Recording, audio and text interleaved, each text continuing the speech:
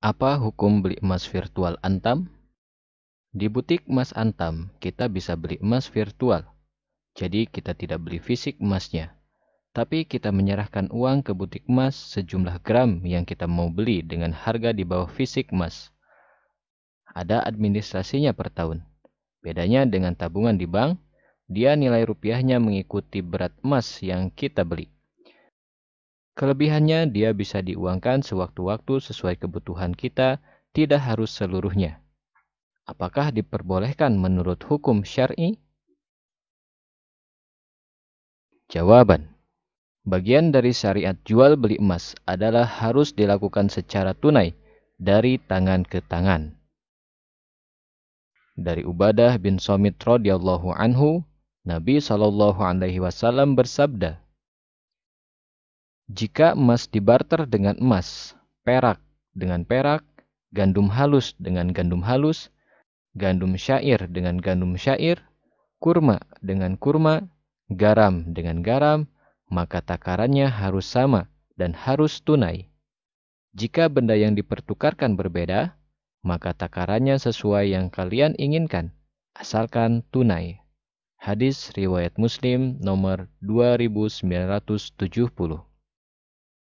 Anda bisa perhatikan kalimat terakhir. Jika benda yang dipertukarkan berbeda, maka takarannya sesuai yang kalian inginkan, asalkan tunai. Ketika kita beli emas, berarti terjadi pertukaran uang dengan emas. Dan ini dua benda ribawi yang berbeda, namun satu kelompok. Dan dalam hadis di atas, Nabi SAW mensyaratkan harus dilakukan secara tunai. Kembali kepada kasus di atas. Ada dua pendekatan untuk kasus di atas. Pertama, membeli emas secara virtual, berarti membeli emas secara tidak tunai. Dalam arti, uangnya diserahkan sekarang, sementara emasnya belum ada, atau tertunda. Ketika transaksi ini dilakukan, berarti melanggar hadis Ubadah bin Somit di atas, dan itu termasuk bentuk riba nas'iyah. Malik bin Aus radhiyallahu anhu bercerita bahwa beliau pernah mendatangi kerumunan beberapa orang. Lalu aku sampaikan, siapa yang mau menukarkan dirhamnya? Ini, saya punya dinar. Di sana ada Tolhah bin Ubaidillah yang ketika itu berada di dekat Umar radhiyallahu anhuma. Sahabat Tolhah merespon, tunjukkan emasmu. Sini, saya bawa dulu. Jika nanti pembantuku datang, akan saya serahkan dirhamku. Mendengar ini, Umar langsung mengingatkan, tidak boleh seperti itu. Demi Allah, kamu harus serahkan perakmu sekarang, atau kamu kembalikan emas itu kepadanya. Hadis riwayat Muslim nomor 1586. Dalam kejadian di atas, Umar mengingkari praktek yang dilakukan sahabat Malik dengan sahabat Tolhah. Ketika mereka melakukan tukar-menukar emas dengan perak secara tidak tunai, di mana Malik bin Aus menyerahkan emasnya, sementara Tolhah menyerahkan peraknya setelah pembantunya datang.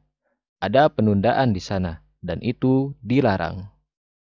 Kedua, hakikat transaksi ini adalah utang piutang, namun ada kelebihan. Misalnya, harga emas saat ini adalah 700.000 per gram. Lalu, Anda menyetorkan uang ke butik emas senilai 7 juta, sehingga dicatat telah memiliki emas 10 gram.